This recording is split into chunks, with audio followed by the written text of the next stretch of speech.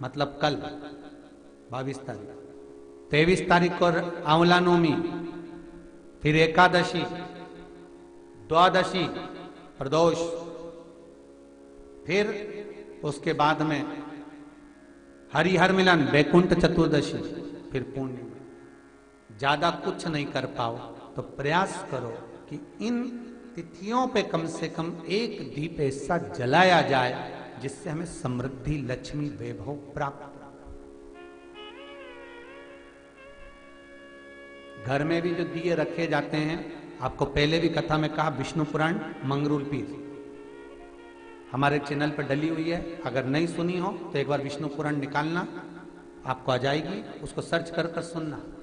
मंगरूल पीर महाराष्ट्र अमरावती की विष्णु पुराण की कथा आप श्रवण करेंगे तो उसमें वर्णन किया था कि घर में जो दिया होता है वो दीपक भी कोई साधारण नहीं होता, उस दीपक की भी महत्वता है, उस दीपक का भी वर्णन है महाराज। और कई तरह के दीपक होते हैं, दीपक का भी विधान वर्णन किया गया, उस दिए का भी वर्णन किया गया। यहां तक शास्त्र कहता है कि घर में अगर किसी को बहुत तेज बुखार आ गया है, बहुत तेज बुखार है, और बच्चा उस बुखार में तप रहा है, बहुत तप रहा है, महाराज तुम जिस दिए में भगवान की आरती उतारते हो, जिस दिए से तुम भगवान की पूजन करते हो, उस दिए की बत्ती को नीचे डाल दीजिए और उस दिए को पानी की बाल्टी में धो दीजिए। कौन सी बाल्टी में? जिस बाल्टी के पानी से आप बच्चे को स्नान करा सको। महाराज केवल भगवान पर से ले जाकर, पास में से ले जाकर उस बाल्टी में थोड़ी देर डाल दो और उस बाल्टी के पानी से उस बच्चे को स्नान करा दीजिए। 15 से 20 मिनट, आधा घंटा लगेगा, बच्चे का बुखार पूरा उतर जाएगा। इतना विधान है दीप का। दिया कोई साधारण नहीं होता, दीप कोई साधारण नहीं होता।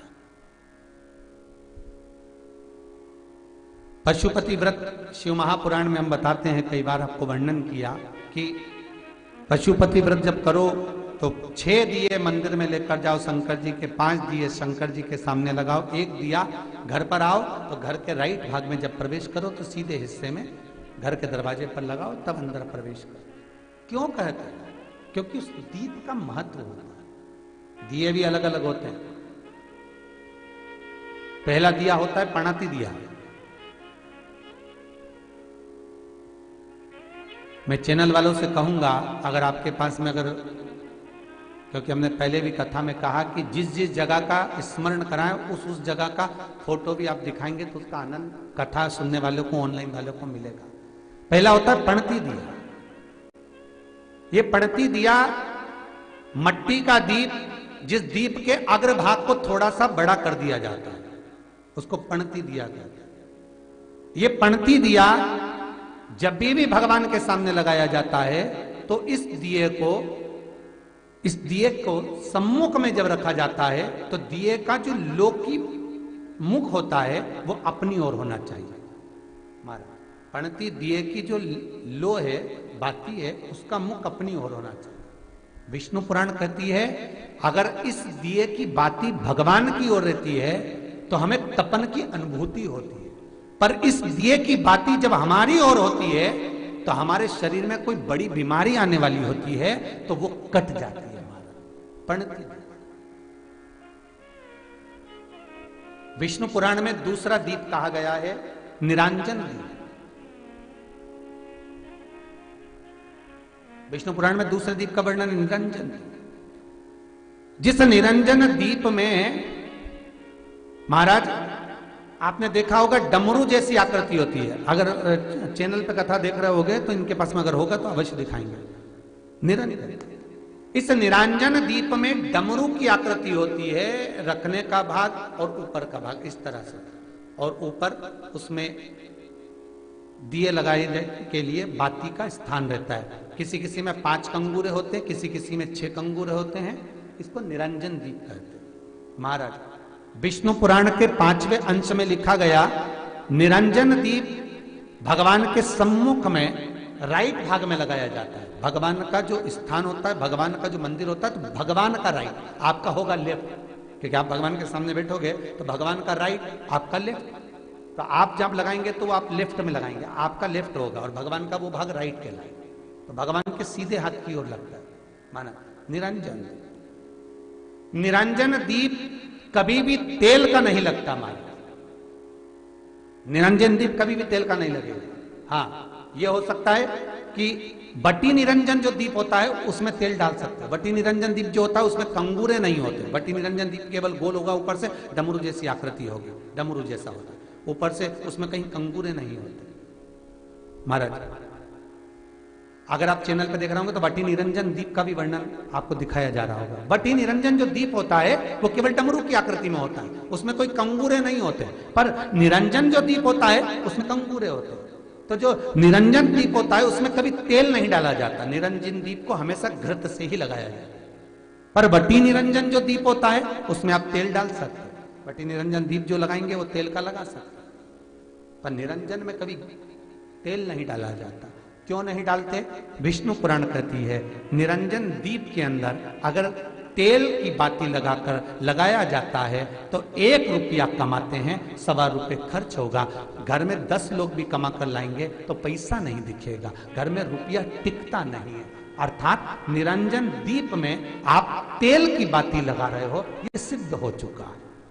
अब अगर आप यही बात किसी जगह पर पूछोगे, किसी आचार्य से पूछोगे हमारे यहाँ ऐसा हो रहा है, तो वो कहेगा तुम्हारी गृहदशा खराब हो रही है, तो उसने अंगूठी पहना दी। अंगूठी पहनाने के बाद भी घाटा खा गए। फिर पूछोगे महाराज हमने तो अंगूठी पहनी, नीलम पहना, पुगराज पहना, ये पहना, वो पहना, आराम नहीं लगा, तो कहा तुम्हारे यहाँ वास्तु का दोष है। वास्तु भी सही करवा लिया, उसके बाद भी सुख नहीं मिल रहा। अर्थात आपके दिए में जो आप बाती लगा रहे हो उसमें कुछ कमी है, उसको पहचानो। चतुर जो डॉक्टर होता है वो जरा सी देर में पकड़ लेता है कि इसको प्रॉब्लम हो क्या रही, और नहीं तो कहेंगे जांच कराओ, ये जांच वो जांच, और मालूम पड़े कुछ निकला नहीं, फिर भी शरीर में कष्ट का कारण क्या वो पकड़ा जाता। मतलब आप 1 रुपया कमा रहे हो, 1.25 रुपया अगर खर्च हो रहा है तो निरंजन जो दीप है उसमें तेल की बाती लग रही है, ये पक्का है, ये पक्का है। मतलब घर में पैसा टिक नहीं है। पैसा आ तो बहुत रहा है, बहू भी कमा रही, बेटा भी कमा रहा, दुकान से भी आ रहा है, किराए से मकान भी चल रहा है, वहां से भी बहुत कुछ आ रहा है, पर आखिर पैसा दिखता क्यों नहीं है? आया 1,00,000 रुपए रात को आए, 2-3 दिन में चले गए, बची नहीं कुछ भी। पत्नी के पास भी बेचारी वो माई के सल्ला के जोड़ के वो तो बताती नहीं, अच्छा थोड़ा सवाल करे, पर कमाई का धन नहीं दिख रहा। मतलब निरंजन जो दीप है, निरंजन दीप जिसमें ऊपर कंगूरे बने रहे 5, 6, 7 डमरू की आकृति का रहता, पर उसमें कंगूरे बने रहते निरंजन, उसमें जरूर आप तेल डालकर जला रहे हो, इसलिए धन दिख नहीं रहा, संपदा दिख नहीं रही, वैभव दिख नहीं, उसमें केवल घी की ही बातें हैं। और महाराज बटी निरंजन जो दीप होता है उसके अंदर आप तेल डालकर जला सकते हो। बटी निरंजन जो दीप होता है ये आप किसी भी स्थान पर लगाओगे, सबसे पहले पितृ इससे भाग ग्रहण करते हैं, देवता को देते हैं, देवता उससे भाग ग्रहण कर कर कुबेर को प्रदान करते हैं, कुबेर उससे भाग लेकर शिव को प्रदान करता है। भगवान शंकर बटु भैरव को कहकर घर का उद्धार करते हैं, इसीलिए इसको कहते हैं बटी निरंजन। इसमें कंगूरे नहीं होते महाराज, बटी। एक कुबेर निरंजन भी होता है, दिए में स्टैंड होता है, पकड़ने की जगह होती है, आगे उसमें चोंच लगी रहती है, उसको कुबेर निरंजन दीप कहते हैं। कुबेर निरंजन दीप महाराज जब भी जलाया जाता है, इस तरह का दिया अगर किसी के घर में हो कुबेर निरंजन, जिसमें स्टैंड होता है, ऊपर होता है, थोड़ा लंबा होता है, आगे लंबाई निकली रहती है। कुबेर निरंजन टीवी पर आप दर्शन कर रहे होंगे, तो कुबेर निरंजन जो दीप होता है उसमें आगे भाग लंबा रहता है और पकड़ने का स्थान होता है। तो कुबेर निरंजन दीप घी का लगाओ चाहे तेल का लगाओ, उसमें लौंग या काली मिर्च, काली तिल या चावल, पूजन वाली जगह में जो चावल रखे उसका 2 दाना चावल का या फूल की पत्ती, कुछ भी उस कुबेर निरंजन दीप में डालना जरूरी होता है, जिससे हमारे घर में भंडार सदा भरा रहे। अगर कुबेर निरंजन दीप खाली जलता है, आपने कई जगह मंदिरों में देखा होगा, कुबेर निरंजन दीप डालते हैं तो उसमें थोड़ा 2 दाने चावल के डाल देते हैं, कुछ नहीं डालता तो एक सिक्का पटक देते हैं, एक का कलदार पटक देगा, कोई चवन्नी पटक देगा, कोई 5 पैसे पटक, पर पटकेगा। कुबेर निरंजन दीप खाली नहीं, समृद्धि देगा। महाराज आनंद की अनुभूति कराएगा, सुख को देगा। मट्टी के जो गोल दिए होते हैं, माटी के, महाराज इन गोल दिए का जो प्रमाण हमारे यहां शास्त्र कहता है, ये चहो दिशा को सुख प्रदान करने वाले। इसकी बात ही आप कहीं पर भी लगा सकते हैं, किसी भी स्थान। आटे का जो दिया बनाते हो घर के अंदर, कभी आपने पूजन करी होगी तो आटे के दिया बनाओगे। अभी आप वैकुंठ आते हैं, कार्तिक पूर्णिमा के दिन विसर्जन करने जाओगे, घाट पर लगाने जाओगे आटे का दिया, तो आटे का जो दिया लगाते हैं, इसकी बाती हमेशा याद रखो कि अगर 4 दिए लगा रहे हो तो चारों दिशा में बाती होना चाहिए उसकी। मतलब बाती एक ही रखो पर 4 दिए को 4 दिशा की ओर निर्मित कर रख दीजिए, उसका मुख उधर। आटे के दिए में कभी भी चोंच नहीं बनाना चाहिए, अर्थात बत्ती रखने की जो चोंच होती है आटे के दिए में कभी नहीं बनाना, बिल्कुल गोल बनाना चाहिए और उसको फिर विसर्जन की ओर आप लेकर जाओ या देवता की ओर लगाओ, जहां लगाना है, पर उसमें चोंच नहीं होना चाहिए। जिस आटे के दिए में चोंच बन जाती है उसको बलि का भाग ग्रहण करने वाले देव उसको प्राप्त कर लेते, तो उसका पुण्य हमारे खाते में नहीं आता। इसलिए आटे का दिया जब भी लगाएं संपूर्ण